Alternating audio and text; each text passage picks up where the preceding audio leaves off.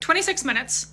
That's exactly how long they were gone for, except it felt like 3 hours. I have a deep fascination with Glitch in the Matrix stories, and this one specifically has to do with Clinton Road, literally the most haunted road in all of America. This email was sent in last night, and the subject is, I don't think Clinton Road is haunted, I think something else is wrong with it. I'm not gonna pretend I have a clean and tidy explanation, I don't. I just have what I remember and what 2 other people remember differently, and a time gap that none of us can account for. I don't know if this counts as paranormal or something closer to what people call quote unquote glitch in the Matrix on forums. Maybe it's neither. Maybe it's just a story about 3 people getting turned around on a dark road and building a story out of their own confusion, but I've never been able to shake it, and I don't think that I ever will. This happened October of 2021, a couple weeks before Halloween. My friends and I, for the purpose of the story, we're just gonna call them Daniel and Trevor, had heard about Clinton Road for years, the way everyone in that part of New Jersey eventually does. Depending on who you ask, it's the most haunted road in America. People will talk about the ghost sightings, the strange creatures in the woods, as well as this bridge where you're supposed to toss a coin off into the water below for a little ghost boy who is said to have drowned there. But most notoriously, this place has been known to be a dumping ground for some serial, as well as the mafia. We weren't expecting any of this to be real. Honestly, we just thought it'd be like a fun, creepy drive to do around Halloween. Something to talk to people about at parties. We got to the start of the road just after 9:30 p.m. At first, it felt exactly like you'd imagine. Pitch black, no streetlights, no houses, no other cars behind us or in front. My phone had shown full bars with them pulling up to that road, and within maybe 2 minutes, it dropped down to 1 bar, then to nothing. I remember joking with my friends that we were officially in the danger zone, and Trevor just telling me to shut up. Every so often, our headlights would catch something in the tree line, a reflection off an animal's eyes, most likely, but each time, the 3 of us would go quiet for a second before someone would make a joke to break the tension. When we finally reached the legendary bridge, I slowed down and pulled onto the shoulder. I remember reading about the ghost boy story on my phone earlier that day, and I actually wanted to do it, toss a coin in for him and see if he tosses it back. And I had an extra quarter in my cup holder. So I got out of the car, I walked to the edge of the bridge, leaned over the railing, and dropped the quarter into the water below. Trevor and Daniel were laughing when I got back into the car, calling it my ghost hole, telling me that I looked like an idiot standing out there in the dark talking to the river. I laughed along with them, but that is the last thing all 3 of us agree happened that night. A few minutes after we pulled back onto the road, my GPS gave up entirely. Not just no signal, but the little blue dot that shows up on Apple Maps was now showing up in a completely different position miles behind us. Wasn't able to access Spotify, so we went ahead and turned on the radio to fill the silence, flipping through static until we landed on one station that came in clearly, which felt strange in and of itself, given that we had no cell signal at all. The song that was playing was Come Back to Me by Vanessa Hudgens. We laughed because out of every song that could have come on in October of 2021,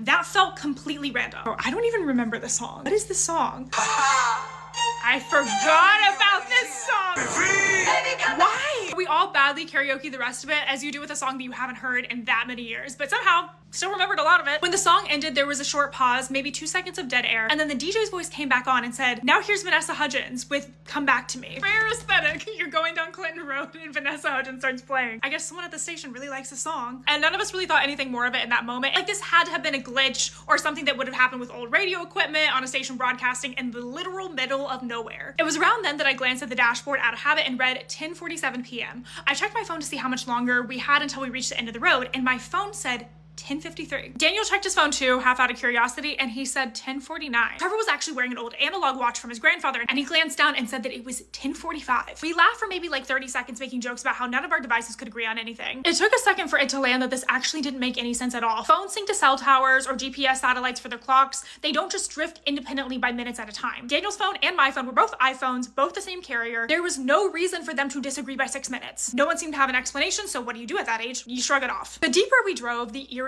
everything felt. We turned down the music. It kind of felt like there was this weird energy pressing against the windows. I can't explain that. We passed an old mailbox on the right side of the road. It was a black metal mailbox with those reflective numbers on the side. I don't know how I saw this with how fast we were going, but they almost seemed to be peeling. Not long after that, we went past a bent guardrail, dented in a way that it looked like it had actually been hit at some point. And maybe a quarter mile past that, we saw a dead deer on the side of the road. Half in the brush, and one leg was twisted in a way that made my stomach turn. We didn't say much about it. It was just background scenery on a dark, spooky road. But I kid you not, 20 minutes later, we passed that exact same mailbox. The same guardrail with the same dent, the same deer, and the same position with the same twisted leg, and the exact same order and what felt to be the exact same distance apart. Trevor said out of nowhere, do you think that we're actually lost? Daniel sat up in the passenger seat and said, wait, didn't we already pass this? I told him I thought so too. We spent maybe a minute trying to convince ourselves that Clinton Road probably just had multiple dead deer, multiple beat up guardrails, because that is a real possibility for a road like that. But it was the mailbox that convinced me otherwise. Trevor said again, do you think that we're actually lost? And without even really thinking about it, I said, you already asked me that. He turned around from the backseat and looked at me like I'd said something insane. He said, no, I didn't. And then I got confused because maybe I didn't remember it clearly. The same question, the same tone, maybe a few minutes difference. I looked at Daniel for backup and he nodded slowly and said that he remembered that too. Trevor swore up and down that he never said those words in his life, and this was the first time that that thought had ever crossed his mind. Daniel and I just looked at each other, and for the first time of the night, neither of us said anything funny about this. Nobody was joking anymore after that. We drove for what felt like another 20 minutes in near silence, and all three of us were watching the road like we expected the mailbox to show up a third time. Eventually, without any of us really noticing the exact moment that it happened, my GPS signal came back on. The blue dot started moving again, and we finally found our way onto the main road again. And without any of us saying it aloud, we all agreed that we wanted to stop somewhere with lights and people before we did anything else. So we pulled over to the first gas station that we saw. It was one of those small, independent, non-mainstream gas stations. The cashier, who was an older guy, looked up when the bell over the door rang, and he smiled at us like he already knew us. You guys find it this time? I remember laughing a bit, assuming that he meant something about the directions in general, but he looked genuinely confused by the question. You were just in here a couple hours ago. Daniel said, what? You were in here just a couple hours ago filling up, asking how to get to Clinton Road. I told him he'd probably gotten us confused with someone else. He shook his head, slow and certain, no. He pointed out the window towards our car.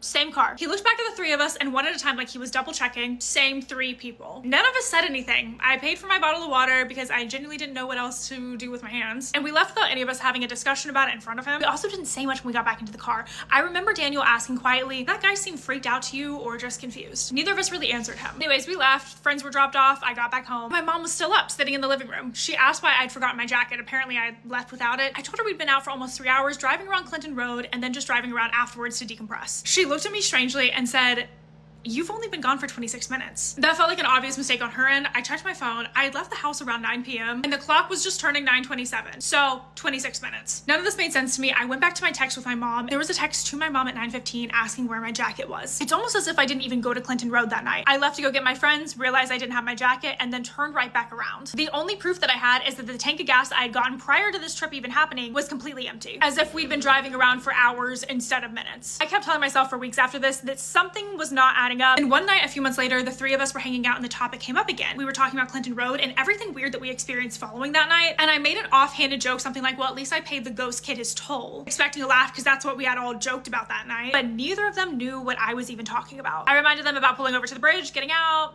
the quarter in the cup holder and throwing it over. They both insisted separately and firmly that I had never gotten out of that car. According to the both of them, we slowed down near that bridge, looked at it for a few seconds, made a joke about the legend, and then kept driving. Neither of them remembered me opening the door. We proceeded to argue about this for almost an hour, but the details felt too specific for something that I had imagined. But still, according to the only other two people that were there, this never happened. I've never gone back to Clinton Road, and to this day, anytime that song comes on the radio, I change the station before it even starts, because a part of me is still afraid that I'm stuck in some sort of loop. I don't even know what to say about this submission. Like, I don't even know what to say. All that I want to say is that I'm genuinely curious about the experiences that he had on Clinton Road, and I kind of want to go see it for myself. So, we're at Clinton Road, the most haunted road in the entire United States. Dude, I'm scared. A 14-year-old girl is missing for over 4 years, and then in 2023, she comes back. On the morning of September 13th, 2019, 2 days before she would disappear, Alicia Navarro told her mother that she was feeling a little bit more anxious than usual. She asked if she could skip school that day. Her mother, Jessica Nunez, agreed. She took Alicia to McDonald's to get her favorite meal. The two of them spent the day together doing activities that Alicia liked, and then they returned home that afternoon. By all accounts, it was a good day, normal day, and a day that Alicia's mom would replay in her head over and over and over again, wondering if she missed something. Alicia Navarro was 14 years old. She lived with her mother, her stepfather, and her two younger siblings in Glendale, Arizona. She had been diagnosed with high-functioning autism at a very young age, and because of that, she relied heavily on her mother for a lot of things, a big one being reassurance in social situations. Alicia was the kind of girl that liked what she was used to. She loved routine. She was very selective about her food, and any change to her schedule would cause her anxiety to go up significantly. Her daily routine was eating the same meals every day, wearing either long-sleeved shirts or hoodies every day, regardless of the temperature outside, and going to and from the same places every single day. She didn't have many close friends at school, given that any face-to-face, in-person interaction could very easily overwhelm her, but online, playing video games, she was different. She was around 10 or 11 years old when she started spending more time on the internet, and it made sense. She really liked it because it made her feel comfortable. She could still play games and socialize with other kids online without having feeling the added pressure of having to stand in front of someone making eye contact. She just preferred it, and it also made her feel safe because it was something that she could do from the comfort of her own home. Her mother said Alicia's otherwise introverted personality took on a different kind of energy when she would play games online. She also described her to be very intelligent, very shy, but very, very kind. Quote, "My daughter was a really loving and caring person. Everywhere she went, if it was an animal or a person, she cared," end quote. And as supportive as her mother Jessica was in regards to doing whatever made Alicia happy, and even though the two of them were best friends apart from just being mother and daughter, Jessica was her mother at the end of the day, and safety always came first. Which is why when she found out that Alicia had been sharing personal information on an internet chat at one time, she sat her down and she explained to her how you shouldn't be talking to strangers online. Explaining that you really don't know who the person is that is behind the screen and that you don't know what their intentions could be. Saying, look, have fun all you want, play the games that you want to play, just do not share anything personal about you, your family, where you live, anything like that online. By 2019, Alicia Navarro was 14 years old and she was a freshman in high school, and she was still the same in regards to her daily routine, eating the same foods, going to school, coming home to play video games. But in regards to her appearance, there were some changes that her mom started to notice in her. She started to express interest in makeup and different clothing items that were not all long sleeved like she was used to. She would talk about hanging out with friends outside of school, which was huge, and she also showed interest in a specific comic book and a protein powder, which may sound kind of random, but that's my point. She started talking about certain things that she had never really talked about before, on top of being interested in changing things about her appearance. It was different. She was different. But also, freshman in high school, that is peak of when a teenager starts to figure out what she likes, what she doesn't like. So changes in a girl her age are expected given that she's now entering this new phase of her life. The night of September 14th, 2019, Alicia was in her room. She played video games until a little bit after midnight. Sometime before 1 a.m., she went downstairs for a glass of water. Her mom was still awake downstairs. She was waiting for her husband to get home from work, aka Alicia's stepdad. He worked night shifts, but Jessica saw her daughter. Alicia looked happy, normal. She asked her mom when she was planning on going to sleep, saying that she needed to make sure that she got enough sleep. They chatted for a minute until Alicia eventually went back upstairs. Alicia's stepdad got home around 2 a.m, and him and Jessica eventually fell asleep as well. That night was the last time that Jessica Nunez saw her daughter. The next morning, Jessica noticed that Alicia wasn't coming downstairs at the time when she normally would have. They went to go check on her and she wasn't in her bed. After the immediate shock and confusion, things only got weirder because Jessica noticed that there was something on Alicia's bed. It was a note. She left a note on her pillow that read, quote, "I ran away. I will be back. I swear. I'm sorry," end quote. You can imagine the shock and the big wave of concern that absolutely consumed Jessica when she read that note. Not only because Alicia was only 14 years old and had no business sneaking out, but she was also the kind of girl that did not feel comfortable at all in new places, in the dark, in the middle of the night, nor with anyone else apart from her mom, basically. Alicia had a routine. She had always had one, and she followed it religiously because if something out of the ordinary happened, she didn't handle it well. And she had been that way kind of her entire life. So what in the world could have made her walk away from her bedroom, from her house, on her own accord? Jessica and the stepdad searched the neighborhood immediately, and when they peeked around their house, they found something in the backyard. Chairs that had been stacked up against the brick wall, and shoe prints matching Alicia's size leading up and over the fence. Alicia had also taken a small black backpack with cat ears, a sweatshirt, a pair of shoes, makeup, a body spray, her iPhone, and her MacBook, but she had left behind the charges to all of those. That detail in itself proved to be a very significant one because you don't forget your chargers if you're planning on running away and being gone for a while. You don't take your chargers with you if you do plan on coming back and you know that you won't need them, but you could forget them if someone was waiting for you outside and you needed to leave fast. Maybe you forget them if you're in a hurry or if you think that wherever you are headed will have whatever you need. What was interesting as well was that Alicia had walked down a path that was not covered by the neighbor's surveillance camera. Whether she did that on purpose or not, we don't know for sure, but it felt like a very big possibility that she had planned this or that somebody else had planned it for her. Glendale police were notified that morning. The case grew very, very quickly. The FBI got involved. A $20,000 reward was offered. Billboards went up, not only in Arizona, but also in California. Jessica herself had them put up in Nevada, Texas, and Mexico too, anywhere she thought that Alicia might be seen. But there was nothing. No phone activity, no social media activity, no trace, no leads. Jessica herself said from very early on that she believed that Alicia could have been talking to a stranger online, someone that may have been encouraging her to leave her house that night. Quote, according to the evidence, I do believe that she was lured online, end quote. And the evidence did support her. Remember, months before the disappearance, Jessica had discovered that Alicia had been chatting with someone online and given them information that she should not be giving out to strangers. Come to find out, the person that she was talking to was a man that was much older than her. Who that man was is unclear, which makes me think that there was little to no information on whatever online profile he had. There was also the fact that one of Alicia's friends had mentioned to authorities that Alicia had mentioned that she was planning on running away, and she had also mentioned something about having a burner phone. Another one of Alicia's friends mentioned that she had mentioned to him that she had a boyfriend. There was also a witness that came forward early on in the investigation saying that they believed that they had seen Alicia walking around the area with a much older man. But other than that, authorities didn't really have much to go off. There was little to no evidence that was proving to be actually beneficial.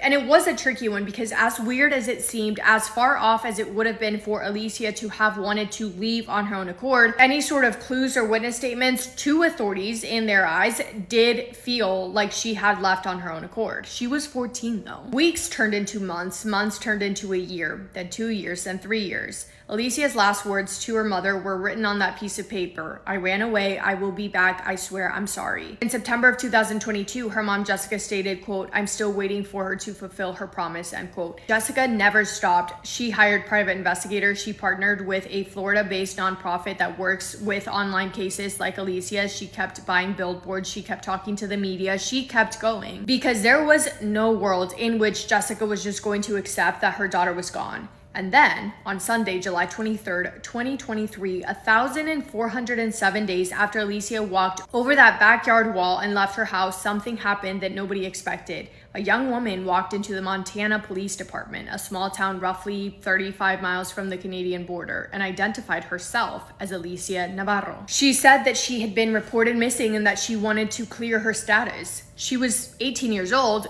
Crazy. Amazing that she was alive, obviously, but crazy. That police station contacted Glendale Police immediately, and 3 days later, Glendale Police held a press conference, quote, Alicia Navarro has been located. She is by all accounts safe, she is by all accounts healthy, and she is by all accounts happy, end quote.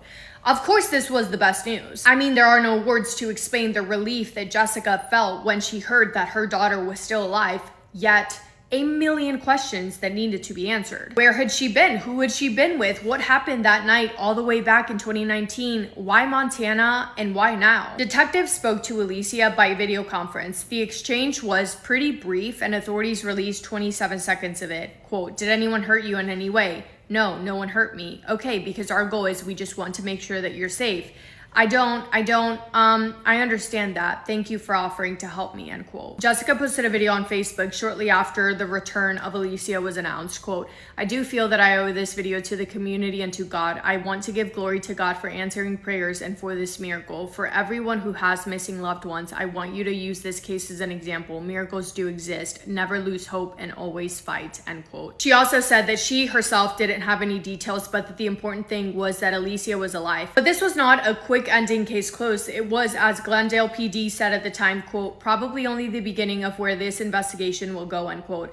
Alicia was located in Montana. Her family, if you remember, lived in Arizona, and she stayed in Montana after she went to the police station to say, hey, it's me, I'm alive, I'm here. So her mom had to identify her, or was able to identify her through FaceTime, but she had not yet seen her in person. And again, so many questions still left unanswered. When police officers in Montana arrived to investigate, they found that Alicia had not been alone. She had been living in an apartment with a man by the name of Edmund Davis, 36 years old at the time, in his apartment. And neighbors of his told investigators that the two of them had been living together for at least a year. Police officers were able to get a search warrant to search Edmund's apartment, and that's when things got dark, for lack of a better word. When officers arrived, Alicia was the one to answer the door. Officers saw Edmund in the kitchen in the background throwing a cell phone into a trash can and placing items on top of it as if he was trying to hide it. In other words, he was caught in real time trying to throw away evidence. The phone and other electronic devices were seized. Forensic investigators went through them, and on them, they found a lot of material and evidence related to CP.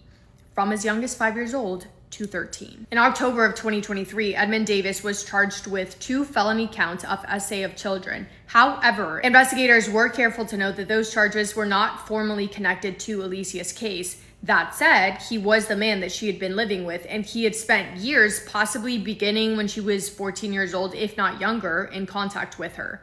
In September of 2024, he pled guilty to 1 out of the 2 counts, and on February 11th of 2025, he was sentenced to 100 years in the Montana State Prison with 50 years suspended. He will not be eligible for parole for another 25 years, I believe. Jessica Nunez responded publicly, quote, "I'm very happy that he is behind bars and he won't cause any more harm. I can't recover the years that I was not with her, and I cannot change the trauma, but I can appreciate my daughter is alive and that we are healing." From what I could find, we do know that Alicia and her mom were eventually reunited in person. However, authorities, I don't think to this day, have said how Alicia ended up in Montana, and Edmund Davis has not been charged in connection with her disappearance. So whatever happened in those 4 years, whatever was said to her online, whatever promises were made, and whatever she experienced inside of that apartment in Montana is still not fully known to the public. And honestly, because she is alive and well and happy and healthy and with her family, I don't think that it should be, because if, say it was something bad, and being in an apartment with a man like that,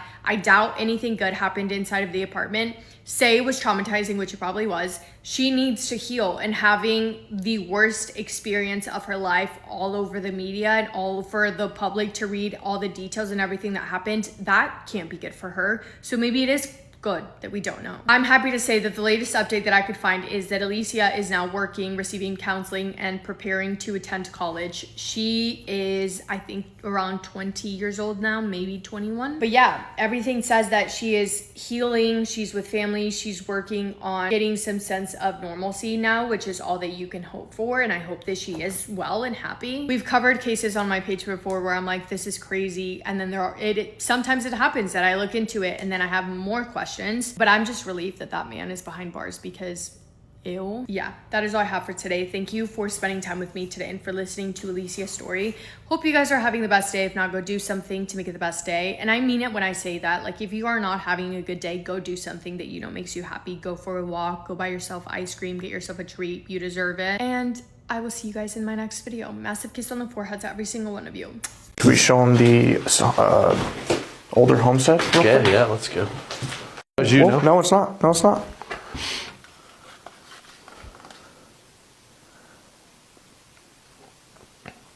Was that you?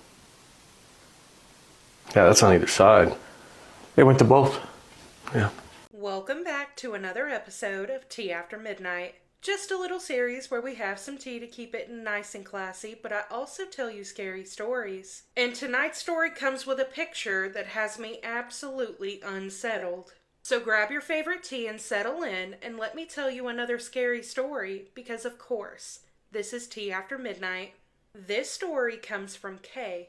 Hi Savannah, I hope this email finds you well. I really enjoy your videos, and I wanted to share something that happened to me last year.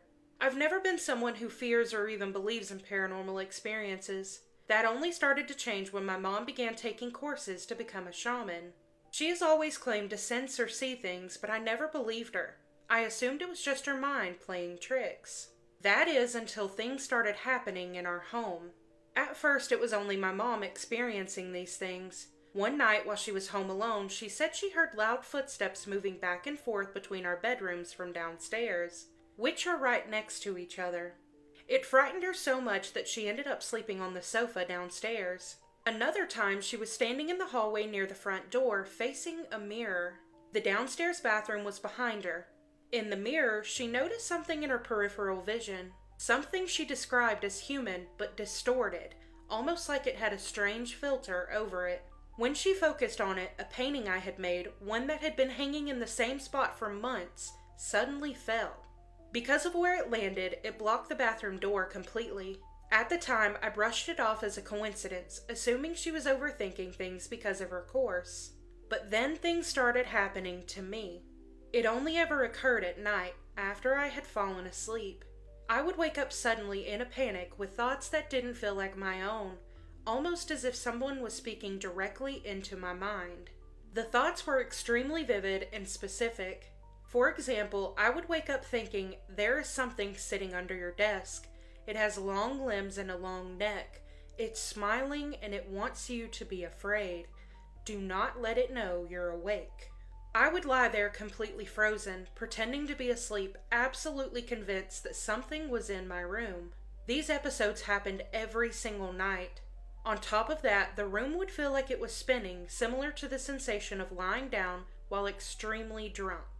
This took a serious toll on me, both mentally and physically. I struggled in college because I was barely sleeping. There were times I went 2 or 3 days without sleep, not because I wasn't tired, but because I was too afraid to fall asleep. The final incident was the most intense. One night at around 3:20 a.m., I had been downstairs in the living room binge watching The Office. I went upstairs to grab my phone charger, and to get upstairs you have to pass through our long kitchen. At the far end there's a couch. In the middle is the entrance to the living room where I was, and at the other far end, the hallway door, which was where I needed to go. After getting my charger, I walked back down into the kitchen. The kitchen lights were off, and when I looked down the far end, I suddenly see a figure standing upright on the couch at the far end. It was too dark to make out any features, but I was certain in the moment it was a person. We stood there for what felt like a full minute, just staring at each other, until it leaped off the couch and sprinted toward me. I ran as fast as I could back into the living room, barely managing to slam the door shut. I called my mom in a panic and crying, convinced there was someone in the house trying to attack me. While on the phone, I turned on the living room light so I could see into the kitchen. I grabbed one of the fireplace tools for protection and slowly went back to turn on the kitchen lights. There was nothing there. I searched the entire house, but still, no one was there. I checked every door and they were all locked. There was no way somebody got into the house. Plus, I live in a very small village in the middle of nowhere. At the time, I didn't even think of this as paranormal because of how real and vivid it felt. I later drew what I had been seeing and showed it to a woman my mom brought in to cleanse the house. Forewarning, I'm inserting the picture now. When she saw the drawing, she said it looked exactly like what she had sensed was inside the house after walking through the house.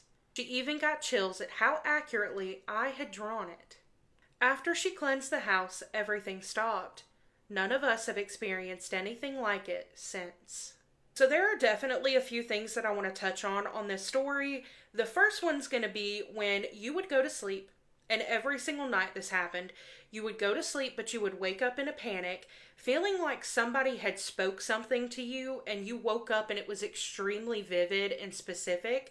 Like you said, for example, you would wake up thinking there is something sitting under your desk. It had long limbs and a long neck. It's smiling and it wants you to be afraid. Do not let it know you're awake. I have chills just reading that, because what do you mean that you would wake up and you would think something that specific, that something with a long neck, long limbs is under your desk, it's smiling at you, I've got chills again, and it wants you to be afraid, so don't let it know that you're awake. That absolutely sends chills down my spine. My whole body is in full chills right now. But this didn't just happen one night. This kept repeatedly happening. And I'm so sorry you went through that, because I don't even know what I would do the first time that would happen. I wouldn't know what to do. But to feel that way, I can just imagine the pure terror that you felt every night that you woke up. But next, let's talk about this picture right here. This picture is pure evil. Looking at this, it has me so unsettled right now. I don't even know what this is. If anybody in the comments knows, please let us know. But this just looks like pure, absolute evil. And I absolutely could not imagine being in your position, seeing this thing, not only just seeing it, but it then running at you.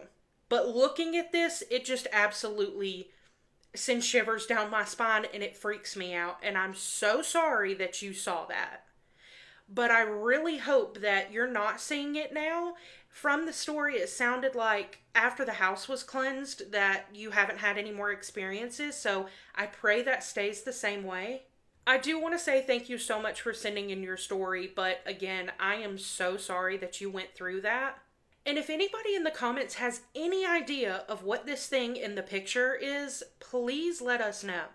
But that does conclude this episode of Tea After Midnight. If you have any personal scary stories you want to share, I would love to read them. You can email me at the email on the screen or the email in the caption of this video. But as always, you guys, thank you so much for watching. I hope you have the best night. I love you, and I'll catch you in the next one. Bye. I have a scary story to tell you sent in by a follower, and she has evidence. My name is Maria, and I'm from Romania.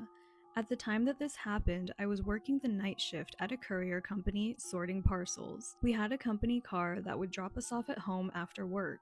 My house is down a quiet country road, only about 4 minutes from the highway. On the right side of the road, a neighbor keeps several old abandoned cars. Every night, I would be dropped off at exactly 1:20 a.m., and I would walk the rest of the way home by myself. One night, before I even got out of the car, I felt something off, like I wasn't alone. I couldn't explain it, but the feeling was strong, like there was another presence nearby. Before I started walking, I took a quick picture down the road. Then I turned on my phone's flashlight and hurried home as fast as I could. When I got inside, I looked at the photo. At first, I didn't notice anything unusual, but when I brightened the image, I saw something that made my heart drop. Near one of the old trucks, there was a figure. A child, short and standing still, wearing a white shirt. He had blonde hair, but the eyes looked completely black, and the mouth was wide open. Since that night, I haven't felt safe walking that road alone. Sometimes I've taken more pictures and I've noticed other strange shapes appearing in them too. I don't know what they are. I often call my parents to stay on the phone with me while I walk home now, even though it only takes 4 minutes, because ever since that night, it feels like I'm not walking alone anymore.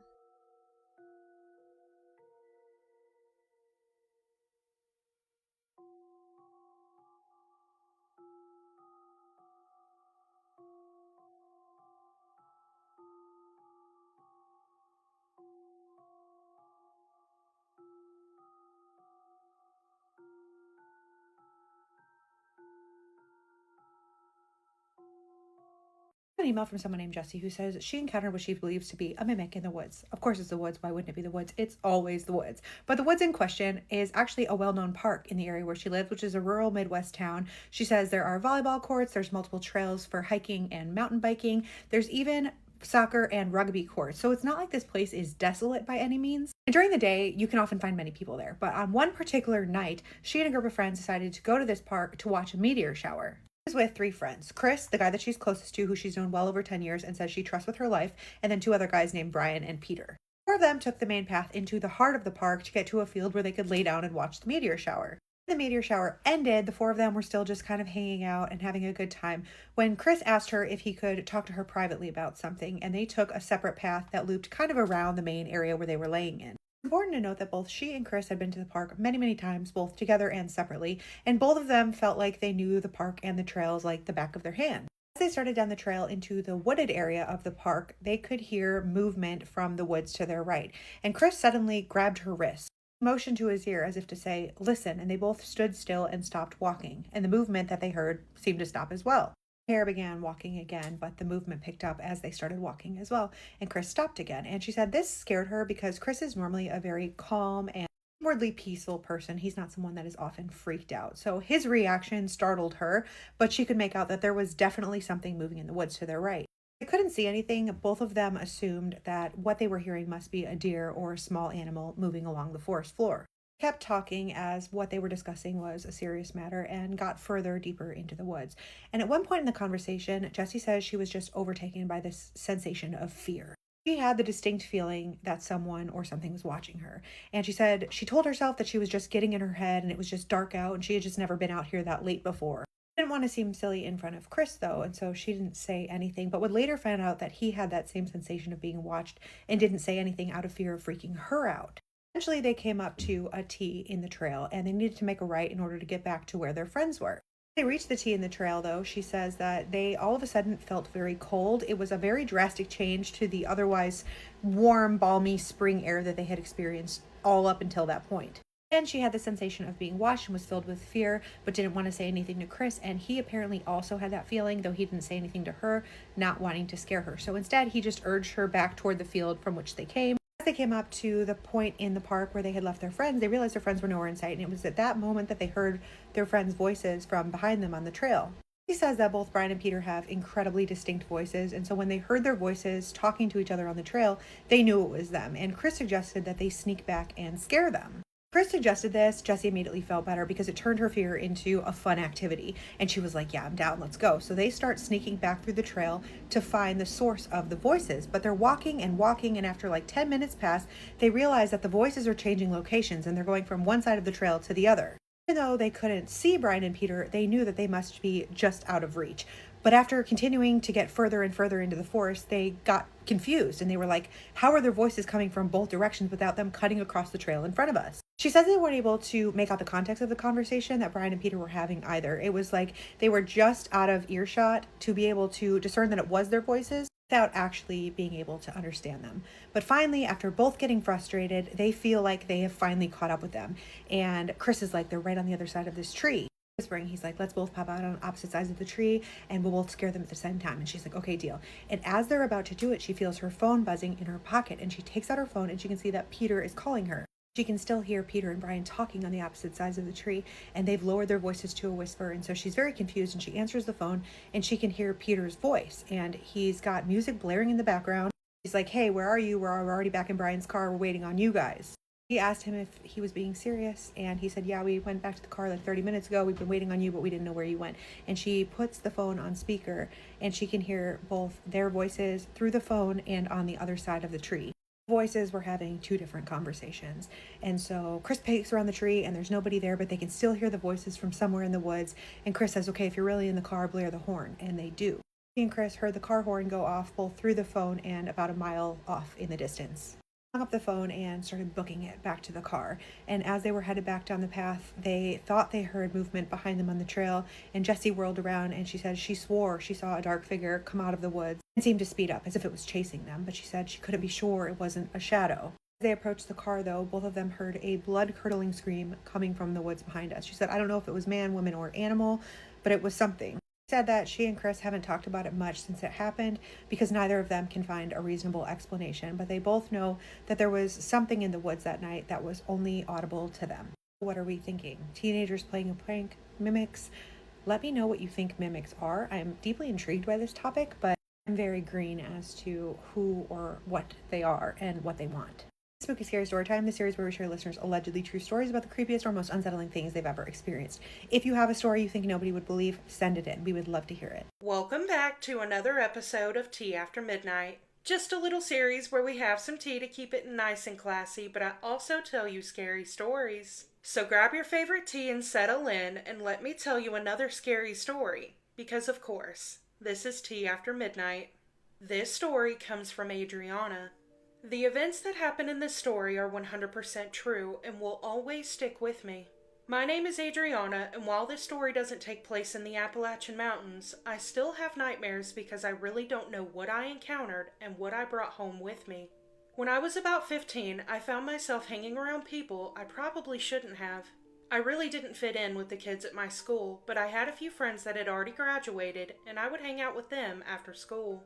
One of the friends I would spend a lot of time with, her name was Megan. She was always really kind to me, but would take me to other people's houses that were, let's just say, not the best of influences. I won't get into too much detail on that portion of things, but I will say they didn't always follow the law. And I really shouldn't have gone over there, but I just wanted to fit in. One Friday after school, Megan picked me up from my house and took me over to one of her other friends' houses. As soon as I walked in, there were 6 other people there, none of which I knew. I'm a pretty shy person, so Megan grabbed my hand and said, "Hey everyone, this is Adriana." Everyone just looked at me like I shouldn't be there, which at the end of the day was true. I just sat on the couch for a little while minding my business when Megan's other friend comes out of the back of the house into the living room with a Ouija board and sat it on the coffee table in front of me. He looked at me and said, "Have you ever used one of these before?" I just sat there and said no. The only time I've ever seen one of these was in a movie, but I've never used one and really didn't have any fascination in using it. Megan sat next to me and she looked like she was really excited, so I didn't want to ruin her fun. I sat up on the edge of the couch and leaned in towards the board. That's when Megan placed her fingers on the planchette and told me to put my fingers next to hers. Around in circles we went as she asked different questions. I started to get really scared as this type of thing has always unsettled me, but Megan acted like she had done this a lot. She asked if there were any spirits there with us, and the planchette practically shot across the board to yes. I looked at her and said, "Megan, are you moving the piece?" She turned and looked at me, but her eyes seemed different. A lot different. She had this expression of anger on her face and her eyes looked black. I've never seen someone's eyes look that dark before. Then she said, "Just wait." Chills instantly ran down my body and I took my fingers off of the planchette. She grabbed my hand and tried to place it back on the piece, but I yanked away my hand and started heading for the door. I didn't know what was going on, but I knew I wasn't going to stick around and find out.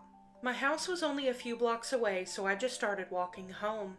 I had gotten a good distance away from the house when I hear a car approaching. Then I hear Megan's voice say, "Adriana, get in the car, I'll take you home." I told her, "No thanks, I'm good, I'll just walk." That's when Megan replied the eeriest thing I have ever heard. "I wouldn't walk alone by myself at night if I were you. There are things lurking in the shadows just waiting for you, and she said she would find you." I stopped and looked at her and said, "Who is she?" Megan smiled and drove off. I was feeling a mix of emotions at this point.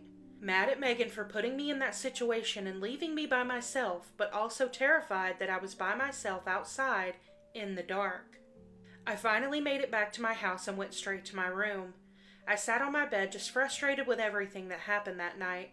I decided to go to bed and deal with the fallout tomorrow. I don't usually have a hard time falling or staying asleep, but what Megan had said earlier, she said she will find you, had me tossing and turning. I used to have an analog clock on my nightstand and I found myself staring at it in the middle of the night, 3:16 a.m. to be exact. I was lying there trying to fall asleep, but I heard a noise coming from my closet. It sounded like scratching. I sat up and turned on my lamp and crept over to the closet and slowly opened the door. The scratching stopped. I turn around to head back to bed and the light bulb in my lamp goes out. I flipped the bedroom light switch on and looked at the lamp. That's when I see the cord to the lamp is out of the wall plug. I went downstairs and laid on the couch that night because it just felt heavy in my room. Now it was about 3:30 when I was lying on the couch and I had the TV going just for a little distraction. I was starting to feel my eyes getting heavy, so I rolled over to try and fall asleep. As soon as I closed my eyes, the TV turned off. This being the second time something turned off, I didn't think it was a coincidence. I laid there for a few seconds when I heard something whisper my name. I started screaming and my dad ran down the stairs to check on me. I told him that I heard something whispering my name and he told me to go upstairs and get into my bed. I told him about the scratching in the lamp and he told me to go get in his bed and sleep with my mom. My dad slept on the couch that night and my mom laid there hugging me until I fell asleep. All of that was enough to scare me out of my mind, but the next morning I went downstairs where my dad was sitting on the couch, staring at the TV. He asked me what happened the night before and I told him everything, beginning with the Ouija board and ending with the TV turning off. He then tells me that when I went upstairs, he looked at the TV to see why it had turned off. He told me the cord to the TV was unplugged from the wall plug. But it gets worse. He said he plugged it back in and the show I was watching came back on, so he sat there and watched a little bit before he laid down for bed. And once he was done watching it, he used the remote to turn off the TV, and when he turned it off, there was a woman in a white gown standing behind him in the reflection of the TV. But when he turned around, there wasn't anything there. My dad is not the type to get spooked about anything, but this had him really unsettled. Once my mom came downstairs, she and my dad told me to take them to my room so they could look in my closet. My mom moved my clothes to one side of the closet and told my dad to look inside. They both stood there looking at something and then looked at each other with concern. I stepped behind them so I could take a look as well, and in my closet there were 3 scratch marks in the drywall of my closet. My dad asked if I did it, to which I replied, absolutely not. The next few months, we had random things happen, like lights turning off and on, doors being open while we were in the room, and even one night my mom and dad heard banging coming from upstairs. Thinking it was me, my dad called my name and asked if I was upstairs. That's when I came from the living room and said, "Dad, that wasn't me." He looked everywhere upstairs, but there was no one there. A few months later, my family and I moved to a new house on the other side of town. It took a while for that house to sell, but eventually it did. I'm not sure what I brought home that night, and I'm not sure who the woman was, but I can only think that maybe the woman Megan was talking about was the woman who did all of those things in that house. So for starters, I just want to say shame on Megan for putting you in that situation. You were 15 and clearly you were uncomfortable being there, but then to top it off, they bring out a Ouija board. And every time the word Ouija board is in a story, I just know it's going to end badly. But I am focused on what Megan told you when you were leaving about she will find you. Who is she? So fast forward, you're at home, you're on your bed, laying there trying to fall asleep, and you hear scratching in the closet. Turn on the lamp, try to figure it out, can't find anything, and then the lamp goes out. No. Immediately I would have woken up my parents because no. But then to find out that the lamp was physically unplugged, that's what freaks me out.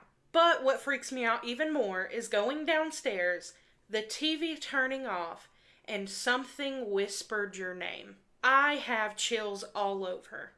But it gets worse, like you said. Your dad comes down there and tells you to go upstairs. He's down there watching TV, and when he turns off the television, there's a woman in a white nightgown standing behind him? Absolutely not. I'd have packed my whole family up right then, and we'd have left. But then to top it all off, the cherry on top of the cake is the claw marks that you found in your closet. Absolutely not. Pack it up, we're done. But that does conclude this episode of Tea After Midnight. If you have any personal scary stories you want to share, I would love to read them. You can send them to my email. The email's on the screen right here, or the email in the caption of this video. But as always, you guys, thank you so much for being here. Thank you for watching. I love you. I hope you have the best night, and I'll catch you in the next one. Bye. What the fuck was that? Bro! What's going on around you? I don't know. I'm frozen. I am frozen. Did the window Sean. break? I was 9, my mother took me to live with a woman who later disappeared under strange circumstances. She had a pattern of strange behavior, and later we found out that her name that she used was not her real name at all. This is Beth's submission to Spooky Scary Storytime, and she says that she and her mother talked about this for years after the fact. This story takes place in the 1980s. Assume that the witness protection program was a real possibility, and so for that reason she's decided to change her name for this story. But she says that there were other elements to the story that make her think that something more was going on. When Beth was 9, her mother, Linda, worked basically as a research assistant at a university, and the family lived in a university town. It basically did support for graduate students and the professors who worked at this university, and it was tied to a physics program. Beth's father was not a good man by any means, and he was always having problems with Linda. And so one night after a particularly bad fight, she decided she was going to pack up Beth and they were going to leave. And Linda spent a few weeks basically couch surfing and bouncing around motels, but Linda wasn't making a lot of money. She was a single mom, and that's when her coworker stepped in. And for this story, Beth calls her coworker Dr. Evelyn. That's not her real name. Dr. Evelyn was probably in her late 50s, early 60s at the time, and she was in a senior research position at the university lab. Dr. Evelyn had no family of her own. She was essentially married to her work, but seemed to have a soft spot for Linda, knowing that she was struggling as a single mother to take care of Beth. And so I guess out of the kindness of her heart, offered Linda and Beth to stay at her house temporarily while they got on their feet. I was reluctant to take the help, but she didn't really have any other options, and so they ended up moving in with Dr. Evelyn. And Beth remembers Dr. Evelyn as being very soft-spoken, and though she didn't really seem to care too much for children, she always was kind to Beth. Linda and Beth moved into her large old house on the edge of the university town, and Beth remembers it as being sort of cold because Dr. Evelyn wasn't really there as it was. She was always buried in her work. Beth says she remembers that there were blackout curtains in every room. There were no mirrors besides the one on the small medicine cabinet in the bathroom, and the clocks were all set to different times. The house also had this weird smell that was like heated pennies, something metallic. Beth and her mother lived with Dr. Evelyn for 2 years, and in those 2 years, Beth gave me a number of experiences that seemed to hint that Dr. Evelyn was struggling maybe with some issues, but basically the cliff notes are that she always wore gloves inside the house. She never ate any food. Sometimes they would leave food in the fridge and it would expire weeks later without being touched. She only drank hot water. She was visibly uncomfortable around cats and dogs, and she never seemed to blink enough. She was extremely thin, and she avoided direct sunlight. She would leave for work very early in the morning and come home after the sun had already gone down. She would get irritated with Beth and Linda if they opened the curtains. She did not seem to sleep. At night, Beth would often fall asleep hearing her on late night phone calls in which she seemed to speak in code. And in code, it doesn't mean like another language. I just mean she said that she spoke in numbers. She would just rattle off numbers on the phone. Almost like she was reading a script. But Beth says that she couldn't make sense of the numbers at the time. It didn't seem like they were following any sort of pattern that she knew of. And so anytime she brought this up to her mother would say, don't be rude. Don't ever say those things to her. She's so kind letting us stay here, and she's kind to you. And that was true.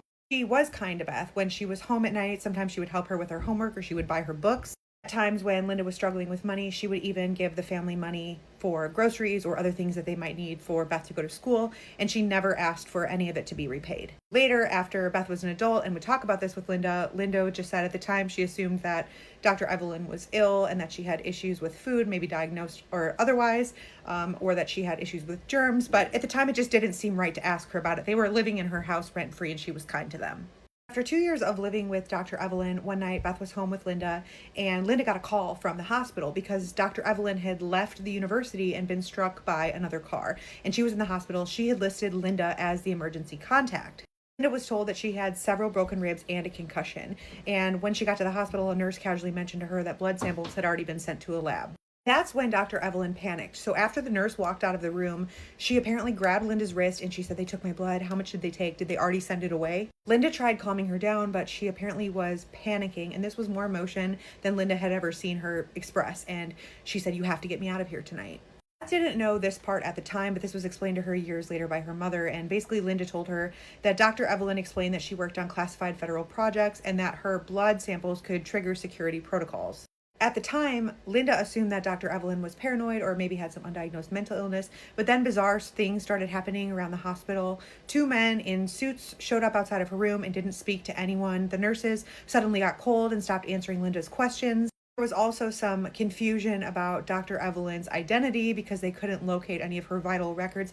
I guess there was a lot, but Beth says that the details of this are hazy. Essentially, Dr. Evelyn convinced Linda to help her leave. And the way that they did this was, I guess, because the hospital was understaffed and still using paper records. But the way that Linda said that they did this was that Dr. Evelyn took the IV out herself, changed into a set of Linda's spare clothes that she had in her car, and then Linda wheeled her out during shift change while a janitor blocked part of the hallway with a janitor cart. Linda later told Beth that nobody even tried to stop them. Back at the house where Beth was, she remembers them getting back and Dr. Evelyn getting increasingly paranoid as the night went on. She was constantly looking outside, checking the windows, checking the doors. She unplugged all of the TVs and the radios in the house, tore apart the kitchen looking for metallic objects, and then came into Beth's room and asked her if she had any metallic objects that Dr. Evelyn didn't know about. Beth said, "I don't think so." And then Dr. Evelyn looked her in the eye and said, "Have you ever felt sick after touching me?" Beth said, "No, I don't think so." And then Dr. Evelyn said, "Okay, has anyone at your school ever asked who you live with? Have you ever mentioned me?" Beth said, "I don't think so. I just say that we live with my mom's friend." And that night she went to bed, but woke up in the middle of the night to use the bathroom. And as she walked back to her bed, remembers looking outside through the window and seeing Dr. Evelyn standing in the yard staring at the sky. Next morning, Dr. Evelyn was gone. There was no note, her car was gone, and only her office had been completely emptied out. Other than that, there didn't seem to be any clothes missing, but they did notice that near the electrical outlets were faint burn marks on the walls. Linda went to work that day and obviously contacted the university asking about Dr. Evelyn's whereabouts because she was concerned for her, and her supervisor just told her that Dr. Evelyn had been reassigned. The university was not concerned about her being missing, but she never returned. But after that, strange men started showing up at the house. First, they just seemed to be poking around outside, and Linda assumed that they were tied to the property ownership or the landlords or something because they wore dark suits, but not uniforms. But then they rang the doorbell and Linda answered. I asked Linda if she had any idea of what happened to Dr. Evelyn. She was like, no. But then they started asking questions about Beth. They were like, has she reported any strange illnesses? And one of the men asked Beth directly, "Did Dr. Evelyn ever tell you anything about her work when your mother wasn't around?" And Beth remembers feeling terrified. She was 11 years old. She didn't know what was going on. And she just said that she didn't really know how to answer their question. She didn't remember anything super strange, but she did remember that one night Dr. Evelyn had tucked her into bed and told her that you are more resilient than expected. And she wasn't sure what that meant at the time. The kicker is they eventually found out that Dr. Evelyn was not her real name at all. She never owned the house. The property actually belonged to a deceased couple, and the taxes had been paid through shell companies for years.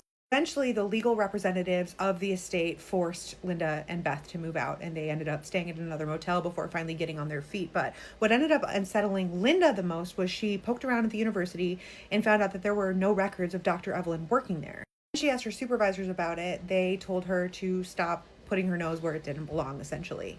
After that, Linda remained terrified for years. Beth remembers her panicking anytime there was a car that she didn't recognize parked outside of their apartment. And about 2 years after all of this went down, when there had been zero contact with Dr. Evelyn, they received a letter in their mailbox, and there was no sender addressed to Linda and Beth, and inside was just a plain white index card that said, "I'm sorry they know about you now. Please do not sign up for any medical studies in the future." But I don't know if that was Dr. Evelyn, but I mean, who else could it have been? But what makes her think it wasn't Dr. Evelyn was they had moved, and they hadn't had any contact with Dr. Evelyn, so it wasn't like she would have known where they were living. Beth says she and her mother talked about this until her mother sadly passed a few years ago, and she's sharing this now to see what everyone else thinks. She says it's been something like 40 years since this all happened, and though nothing strange has ever happened in her life that points to this being a continuing mystery, she's still curious. What was Dr. Evelyn's deal? Fortunately, she has shared all that she knows about the program they were working in, as her mother is no longer with us. So let her know your thoughts. She'll be seeing the comments, even though everyone's name has been changed. And if you have a story you think nobody would believe, send it in. We would love to hear it. Imagine glancing out of your window to see a blood-stained woman just stood there with a decapitated head. Before we get into this case, I post a brand new episode on my podcast, The Bourne Investigation, every single week. It began as a totally normal day in July 2019. That was until locals in St. Clair, New South Wales entered a real-life horror film. Residents immediately rang the police, too scared to open their doors, thinking, what the hell is going on out there? And things got even more terrifying once police arrived. The woman stood and confessed under torchlight that she'd behaved like a butcher. She was Jessica Camilleri, the 25-year-old daughter of a lovely couple from that area. These were Vince and Rita. Now, honestly, they'd been through hell with Jessica since she was little. She was always a really troubled kid. She struggled with various mental health issues, and these had gradually just got worse and worse and worse. She had bipolar, she struggled with paranoia, and it felt like no matter what her parents did, every time they tried to help her, it just made things worse. She was constantly being moved from school to school. She was having violent outbursts. She was making people feel really scared. And this really put a lot of strain on her parents' relationship, and they ended up getting a divorce. But bless, Rita was like, do you know what? I'm just going to dedicate my life to Jessica now. I need to get her better. She was an amazing mum like that. She really didn't want to give up. But like I said, things just kept getting worse and worse. And in 2018, Jessica was actually detained. She'd been waiting in just a normal doctor's waiting room. It was pretty chill, and there was just a random woman in there. And suddenly, out of the blue, she started attacking her. She then got held in a psychiatric facility, and it was kind of like, okay, finally, is somebody going to do something now? Are we going to get help for Jessica? You've guessed it. Things got worse. While she was actually in that facility, you would think that she would be safe. You would think that she would be detained. But no, she attacked a nurse while she was in there. It felt like she was even worse being away from home, being away from like her comforts. So her mum was experiencing real mum guilt, like to the max. She was thinking, am I being a bad mum by keeping her locked away? She would end up making the most fatal mistake. She discharged her and took her home. So Rita was like, I'm going to look after her at home now. I'll make sure everything's perfect. We're going to get her better. And the pair of them usually had a pretty good relationship. They got on really well. Normally, they were quite sweet towards each other. But as you probably guessed, things got worse. Jessica started to become really fixated on this one guy. She just seemed to be like totally obsessed with him. She was ringing him constantly, and it escalated to sending him really threatening voicemails. She was totally harassing him, and the mum was like, oh God, I can kind of see where this is going. So I'm actually going to take some action. I'm going to take Jessica to the police station to try and almost like scare her off. It actually did work for a while. Jessica seemed more calm, and the calls to this random guy stopped. But then on the 20th of July 2019, while she was just out on a walk with her mum, Jessica suddenly snapped. She had this really severe episode of paranoia where she was convinced that her mum was conspiring against her. She suddenly started screaming and shouting out of the blue, and the mum desperately tried to quickly dial for the doctor to come and do a home visit. But when he arrived at their house, Jessica chased him out the door. And Rita by now was thinking, oh my god, we actually probably need the big guns, like I need to call police, so she quickly dialed the emergency services. That's when Jessica grabbed a bunch of knives. She slashed her mum in the face and neck, eventually cutting through her neck, grabbing her head and dragging it out onto the pavement. And when police got there, they just couldn't believe what they were hearing from Jessica. It was like this whole situation was getting even more insane. Jessica asked police, is it possible to bring somebody back to life once you've cut their head off? The crime scene was so disturbing that the officers that responded that day had to go through intensive trauma therapy, and some never returned to work. In 2020, Jessica was found not guilty of murder, but convicted of manslaughter due to her complex mental health needs. She was eventually given 16 years in prison. So when I tell you that this story is one of the scariest stories that I've ever told, believe me, because this story has me so freaked out. So with that being said, let's jump right into tonight's story. So grab your favorite tea and settle in, and let me tell you another scary Appalachian story, because of course, this is Tea After Midnight. This story comes from Hannah. Hey Savannah, I debated if I wanted to send you my story or not because I was afraid it would stir something back up. I really haven't gotten over what happened to me and my sister in the Appalachian Mountains a few years ago. We grew up in the mountains and have always enjoyed being outside. One of mine and my sister's favorite things to do is go ghost hunting. We've always been drawn in by the paranormal and have many stories from our childhood of ghostly encounters. But the story I'm sharing today is by far the scariest. Let me start by setting the scene. It was October of 2022. My sister was 20 and I was 23. We both had been trying to plan a spooky adventure for us to go on since we had gotten older and weren't able to do it as much now. My sister Janie had heard about this abandoned warehouse that was a few hours away from us that had a lot of history and apparently a lot of ghost sightings. We both agreed that this place would be perfect for us to go and explore. One of Janie's coworkers told her about it and said that they had actually experienced a few things there themselves. This made me excited because it had been a while since we had had a good scare. The day comes for us to head to this warehouse, and just by looking at Google Maps, I could tell that this place was in the middle of nowhere. The drive there for the most part was good until it said we were about 10 minutes away. My phone that was plugged in on the charger and was at 100% battery dies out of nowhere, and I couldn't get it to turn back on. My sister pulls up the address on her phone, but her phone starts glitching really bad and wouldn't give us the directions. I just kept driving and eventually it pops back up on her phone and said we were 2 minutes away. We turn right onto the road and her phone shuts off completely. She could not get it to turn back on, just like mine. As I'm driving, we eventually come up on this big rundown warehouse that definitely looks haunted and assumed that this was the right place. We get out and grab our bags and start making our way to the side entrance that was supposed to be the way to get in. We round the corner, but there was no door or any way in. I asked Janie if this sounded right, and she said no, that her coworker said that there would be a door frame that's open with the door sat to the side of it that had been busted off. We walked to the back of the building, and there was a door that was pried open. We ended up walking in just thinking maybe her coworker got that detail wrong. When we entered into this building, immediately I got hit with a wave of nausea, something I'd never experienced at that level of intensity. My sister stopped and turned around and told me that her head was hurting really bad, like she had a migraine. A few moments later, her headache and my nausea disappeared. It was really so strange how suddenly it came on and how quickly it went away for both of us. But we kept walking further into this building that seemed more and more like a maze at this point. This building was definitely abandoned and falling apart and had a very bad smell to it. It smelled like sulfur. Both of us knowing that that could be a sign of a demonic presence, we gave each other a look, and I said that we should be extremely careful with what we say as to not attract anything. The deeper we got into the warehouse, the darker it seemed to get. We had brought flashlights with us, so we took them out and started flashing them around, just checking the place out. My sister was in front of me, and she saw a door that was closed and said she wanted to check out what was in there. She tried to open the door, but the handle wouldn't move.